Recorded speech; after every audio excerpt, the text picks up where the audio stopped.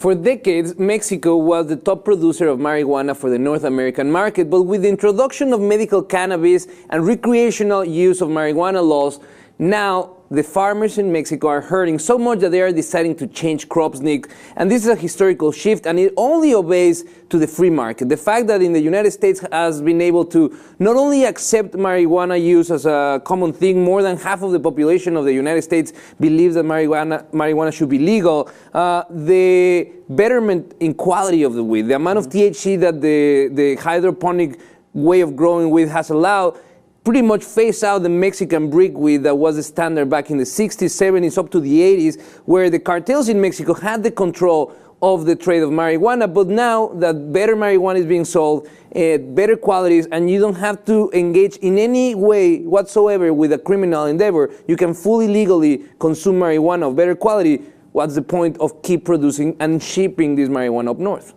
Okay, at first glance, it's like, okay, legalization of marijuana, or at least acceptance of marijuana recreationally or medically, has benefits in other countries as well, because we see less growing of marijuana now in Mexico. But that doesn't mean that problem's gone now. So farmers are going to switch to growing other things, right? Harder drugs.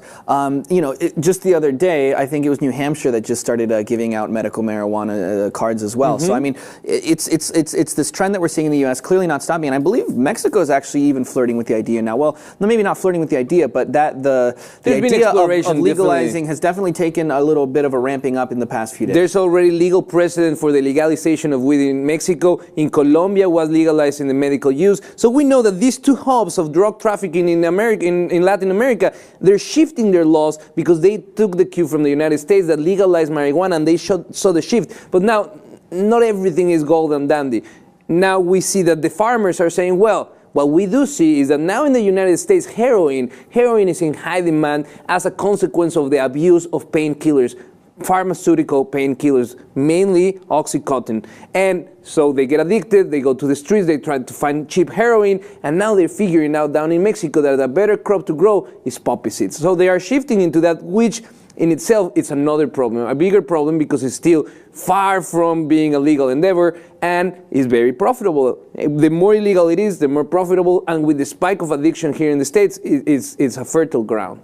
Right, well, it's definitely a good thing for pot smokers here in the U.S. I mean, not only is it basically legal, I mean, it's much cheaper now, the quality is much better, it gets you way higher, and you have much more of a variety, right? When you go into the dispensaries, you have like a whole wall full to choose from. But at the same time, it's like you said, it's so complicated because, okay, Oxycontin leads to this leads to that, legalization of marijuana here leads to, increase of growing of poppy seeds in Mexico. So everything is related, but in a very indirect way, and it's a very complicated thing. So that's why this war on drugs is something that there's clearly no end in sight, at least for the time being. So it's like, okay, so we legalize marijuana. We see the rate of marijuana being trafficked from Mexico drops. We can't now do the same thing with cocaine and meth and everything. So it's like, what do you do now? Like, what's the next step now that we see that this is a clear benefit? Well, for the cartels, they are taking two. The one that we already talked, changing crops into poppy seeds, but also they're trying to compete with the level of quality of the marijuana in the United States by growing hydroponic crops. But it's not cost effective because here in the United States, you can legally grow them. Not only you can grow them legally, you can grow them better with a better quality, more THC content.